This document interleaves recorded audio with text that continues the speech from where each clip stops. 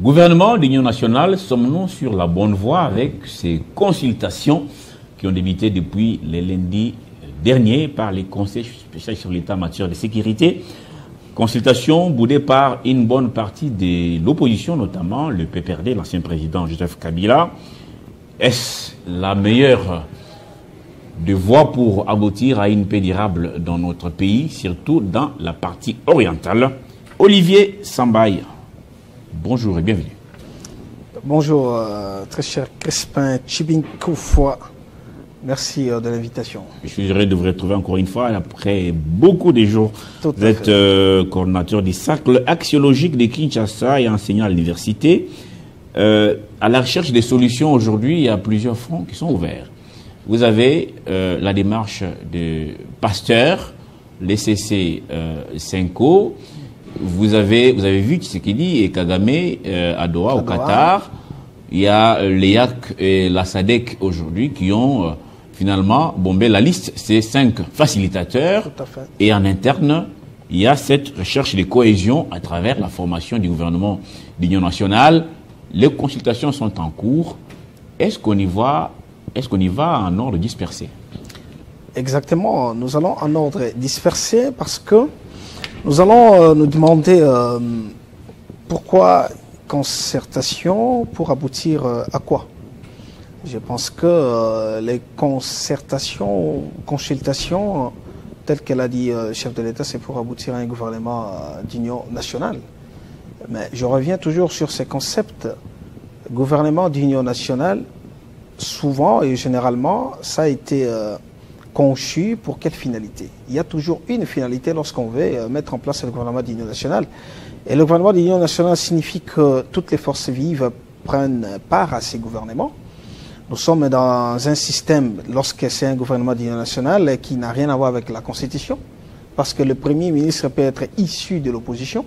Et l'histoire politique de notre pays les renseigne déjà. Nous avons par exemple 2 raisons fondamentales qui peuvent conduire à la formation des gouvernements de l'Union nationale. C'est notamment l'opposition politique soutenue par l'opposition qui étouffe le fonctionnement des régimes en place par rapport à cette façon de gouverner qui est critiquée de façon véhémente par l'opposition, mais aussi par la population qui n'est pas d'accord. Ou soit c'est la rébellion. Entre 2 possibilités, on peut réfléchir pour réunir les gens autour d'un dialogue afin de mettre en place le gouvernement d'union nationale. En ce moment-là, lorsqu'il s'agira de mettre en place le gouvernement d'union nationale, selon qu'il s'agisse de l'opposition politique, on va déboucher sur les dialogues. Les dialogues vont mettre en place un accord de principe des signataires qui ont pris part. Et en ce moment-là, c'est vraiment la cohésion nationale parce que toutes les forces vives du pays se réunissent autour de la table. Opposition, parti au pouvoir ainsi que société civile. En ce moment-là, quand il s'agira des gouvernements de l'Union nationale parce qu'il y a opposition politique, il y a la formation du gouvernement, vous avez les premiers ministres et tous les opposants qui ont traqué le pouvoir, le régime en place, prennent part à ces gouvernements. En l'occurrence, vous avez la conférence nationale souveraine. C'était l'opposition politique qui faisait une sorte de pression au régime Mobutu finissant. Et Mobutu a cédé parce que la population était derrière l'opposition. Vous avez vu, après les dialogues qui avaient la forme des conférences nationales souveraines, il y avait un opposant qui était nommé Premier ministre. Ça n'avait rien à voir avec la Constitution, c'était Étienne Tshisekedi. Et jusqu'à ce que Mobutu arrive jusqu'à la fin, la plupart c'était des opposants qui accédaient au gouvernement. Vous avez les cas similaires aussi d'un gouvernement qui est menacé par l'opposition. Nous sommes en 2016 avec Joseph Kabila, dérangé par l'opposition, soutenu par la population.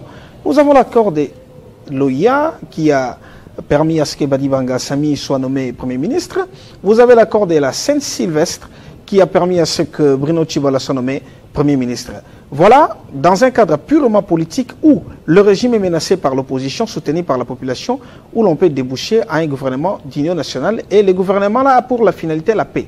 Donc une fois le gouvernement est publié, cessation totale des hostilités, c'est la paix qui s'installe. Quand il s'agit maintenant des rébellions, pour les cas actuels, c'est la rébellion. Nous avons vécu en 2003 Sand City, parce qu'il y avait rébellion, il y a les dialogues tous les rebelles sont invités autour de la table. On discute pour trouver ce qu'il faut afin qu'on puisse parler de la paix en ces moments-là. Et pour parler qui était censé offrir aux Congolais une paix durable et pérenne. Exactement, durable et pérenne. Normalement, si il faut déboucher à la formation d'un gouvernement d'union nationale, la finalité doit être la paix durable et immédiate. Surtout qu'à l'époque, il y avait la place pour beaucoup de gens. Tout à fait. Il n'y avait pas un parlement légitime et puis on en Donc, met des gens. c'est-à-dire, lorsqu'on annonce seulement les dialogues, c'est déjà de cesser le feu. En 2003, nous l'avons vu. RCD Goma, RCD KML, Zaïd Ngom et les autres, c'était déjà cessé les faits, tous Saint-Titi, réfléchissant sur la manière dont on peut déboucher à une paix durable. C'est ça la finalité d'un gouvernement d'union nationale. Inviter les protagonistes des conflits autour de la table et échanger. Si vous ne le faites pas, le reste ne serait qu'une façon, je peux dire, illusoire de construire une paix qui serait une paix factice. Et l'exemple aussi de l'histoire de notre pays nous le renseigne. Nous sommes en 1997. Mobutu a fait composer le gouvernement des saluts publics, alors que l'AFDL et les Rwandais avaient déjà occupé 5 sur 6 provinces. Mobutu a nommé Likoulia Premier ministre parce que c'était le gouvernement des saluts publics. Il vous souviendra encore que le général Maël était nommé ministre de la Défense. L'AFDL n'était pas invité. Ça n'avait pas empêché l'AFDL de continuer les hostilités jusqu'à la fin. Donc, le gouvernement d'union nationale, sans associer les protagonistes des conflits, ça n'aboutira pas à la paix durable que clame Alors, si je vous comprends bien, il faudra pardonner tout le monde, en tout cas, que ceux qui avaient pris des armes puissent intégrer nos institutions. Cela garantit une paix, qu'elle soit durable ou momentanée, bon, qu'on calme les souffrances des populations, parce que dans l'est du pays, les gens pleurent et ça ne va pas. Et de l'autre côté, dans l'opinion, certains pensent que c'est un cercle vicieux et infernal. Ça veut dire qu'au Congo, on a pris l'habitude d'aller faire des courbettes à Kampala, à Kigali, prendre les armes, tuer des Congolais et être associé au pouvoir. Quelle est la meilleure solution, selon vous? Qu'est-ce qu'il faudra faire pour pouvoir faire taire les armes une bonne fois pour toutes, devenir un pays normal, où il y a des élections sont installées, les gens entendent, chacun, les formations politiques, chacun ou chacune à son tour pour accéder au pouvoir? Alors, nous avons tous suivi, je le pense, les ténors de l'Union sacrée dire qu'ils ont besoin des idées. On a besoin des idées de tout le monde, que chacun vienne donner ses idées pour construire une paix par rapport à la situation actuelle du pays. Alors, tantôt là, j'ai posé des prémices, des conditions préalables à remplir s'il faut parler d'un gouvernement d'union nationale. Mais la question qu'il faut poser, par exemple, au chef de l'État, quelle est la finalité de ces gouvernements de l'union nationale? C'est quoi la finalité? Est-ce que la finalité, ce serait pour museler l'opposition, que les opposants arrêtent de faire du bruit? Ça n'aura aucun impact parce que le problème actuel, c'est la guerre.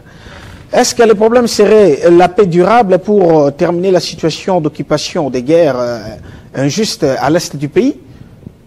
Il faudra qu'il clarifie d'abord. Qu'il clarifie pourquoi il veut mettre en place les gouvernements d'union nationale alors que la finalité d'un tel gouvernement, c'est la paix. Selon qu'on soit dans la rébellion, selon qu'on soit dans la tourmente par rapport aux actions de l'opposition. Quelle est la solution durable? La solution, c'est que l'option doit être levée sur 2 fronts. Soit il faut négocier, soit il faut riposter. Si il faut négocier, actuellement, nous sommes dans une position de faiblesse. Donc, négocier ou riposter n'a rien à voir avec le gouvernement d'union nationale. N'a rien à voir avec le gouvernement d'union nationale. Mais le gouvernement d'union nationale pourra intervenir seulement lorsque nous serons dans une position de négociation. Quand il faudra négocier, normalement, ça conduirait à la formation des gouvernements d'union nationale. Parce qu'en ce moment-là, dans la théorie générale des négociations en matière de guerre, l'art de la guerre, Sun Tzu l'a évoqué, Machiavel également, dans leur livre commun avec le même titre, l'art de la guerre. Si on négocie, on part soit en position de force, soit en position de faiblesse. Parce que l'histoire les renseigne, toute guerre se termine par la négociation à 98%. À l'heure actuelle, on est en quelle position?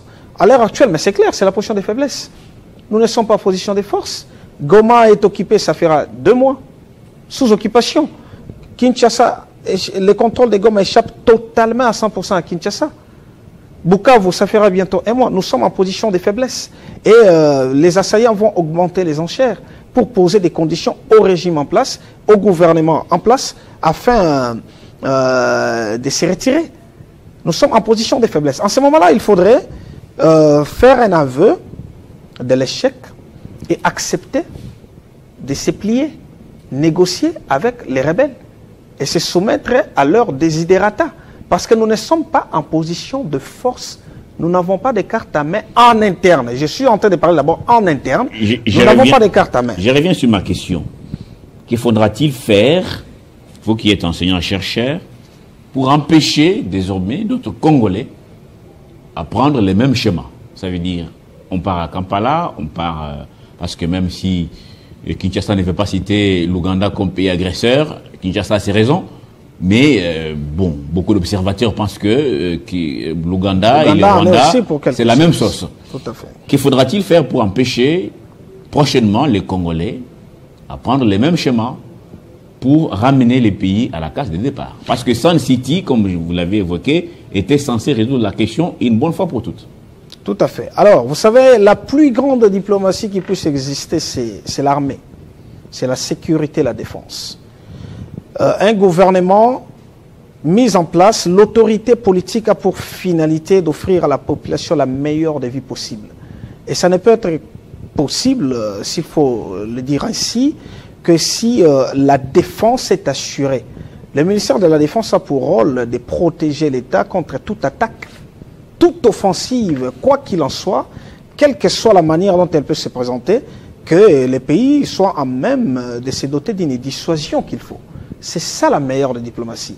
Lorsque vous avez une forte armée, lorsque vous avez un meilleur système de sécurité, vous vous faites beaucoup d'amis.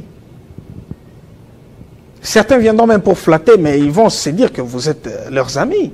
Mais lorsque vous n'avez pas une forte armée, lorsque vous n'avez pas un système de sécurité aussi viable, vous allez seulement avoir beaucoup d'ennemis, beaucoup de gens qui vont tenir des propos comme le général ougandais, nous allons prendre oui, qui tweet à longueur de journée. Alors, excusez, l'invité qui était là a évoqué certainement que les faiblesses de notre armée, parce que l'armée a été infiltrée.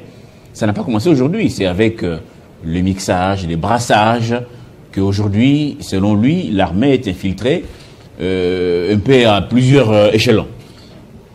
Est-ce qu'aujourd'hui, nous, Congolais, sommes capables de nous en sortir, de mettre sur place cette armée débarrassée des vendus, des traîtres, des infiltrés et autres, sachant que ça fait beaucoup d'années et qu'on a laissé la situation pourrir?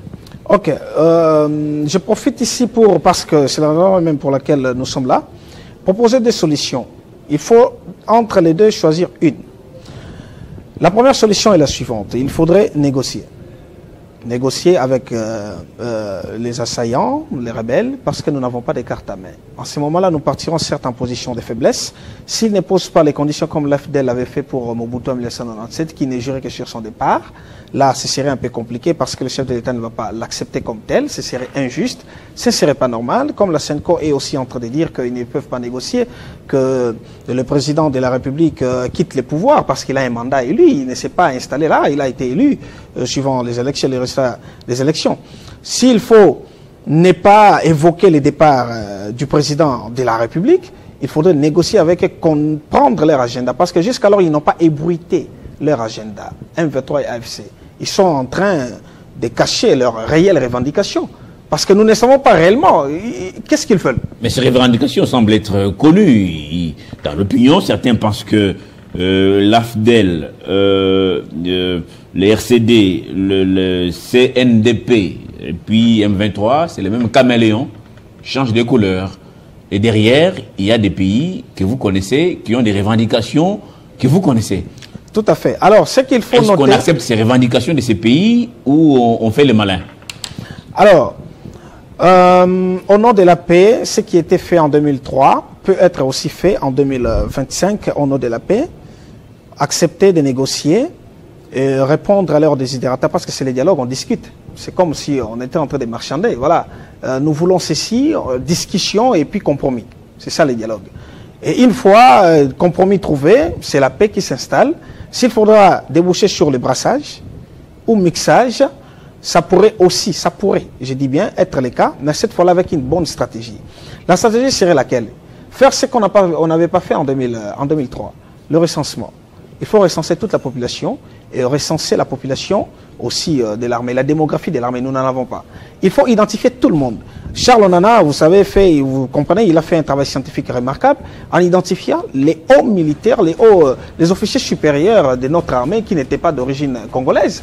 Nous serons en mesure de le faire avec notre système, avec tous nos services, identifier tous ceux-là qui ne seront pas d'origine congolaise ou congolais des souches. On les identifie, on les fiche. Alors, une fois que cela sera fait, on réorganise notre armée.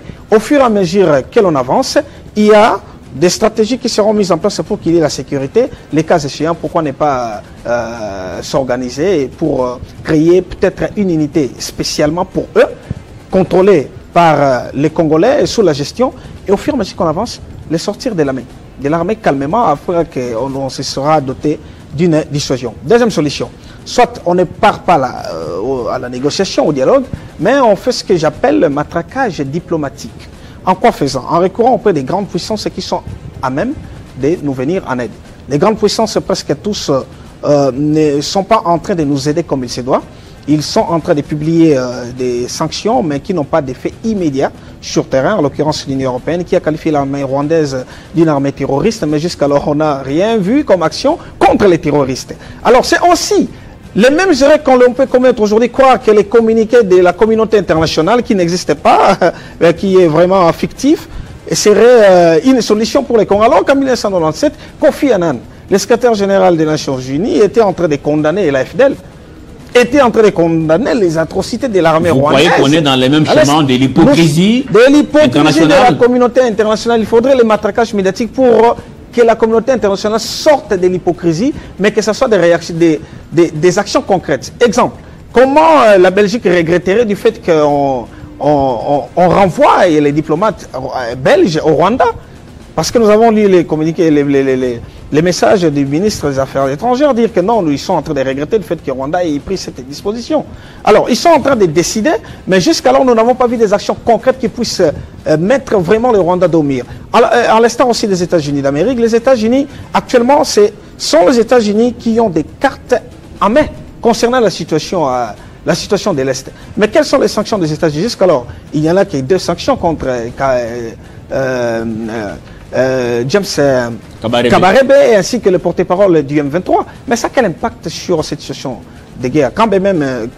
Et pourtant, on sait très bien que non, c'est le Rwanda qui est derrière cette rébellion, rébellion des Vous avez la conviction qu'on est dans les chemins des 96? Nous sommes dans ces chemins-là. Nous amener à la balkanisation? Non, pas la balkanisation. Ça pourrait conduire à la balkanisation si nous ne jouons pas la carte des matraquages diplomatiques. Aller vers Trump.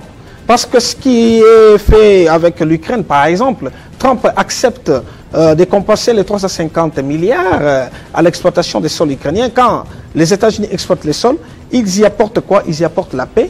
Ils installent la base militaire et ils instaurent les systèmes qui peuvent conduire au développement. Ils l'ont fait dans beaucoup de pays. Les exemples sont légion. Pourquoi ne pas proposer aussi une offre pareille à Donald Trump, parce que nous n'avons pas de carte à main? Et à la longue, qu'est-ce qu'il faudra faire? Une fois que, par exemple, si Trump accepterait, la communauté internationale cesserait de faire l'hypocrisie et qu'il passerait vraiment aux actions concrètes en sanctionnant les Rwandais comme ils l'ont fait contre la Russie. En ce moment-là, on s'organise en interne. Qu'est-ce qu'on va faire? On réalise vraiment une nette alliance entre la science et la politique. Moi, je suis déjà en train de le faire. Le gouvernement n'a pas accepté l'accompagnement parce qu'il y a eu beaucoup de choses qui sont intervenues. Nous avons acquis le terrain, l'espace qu'il faut avec des compatriotes et certains investisseurs pour qu'on mette en place le Centre national de technosciences. Une sorte de Silicon Valley à la congolaise, une sorte de la NASA à la congolaise, parce que nous avons les matières, nous avons des penseurs qui sont capables de fabriquer des bombes, nous avons l'uranium, on peut se doter d'une arme nucléaire. C'est la dissuasion qu'il faut et le Rwanda et tous les pays environnants ne seront pas merci beaucoup, Olivier. faire tête à nous. Merci beaucoup, Olivier Sambaï, coordonnateur du cercle axiologique de Kinshasa et enseignant à l'université. Merci pour tout cet éclairage. Vous serez encore les bienvenus prochainement pour d'autres actualités. Je vous dis merci et à très bientôt. Merci beaucoup, M. Crispin Chibikonfoa. Merci à vous tous qui nous avez suivis pour ces Kinshasa Direct. Dans quelques instants, les journaux de Christopher Ochokum. À très bientôt.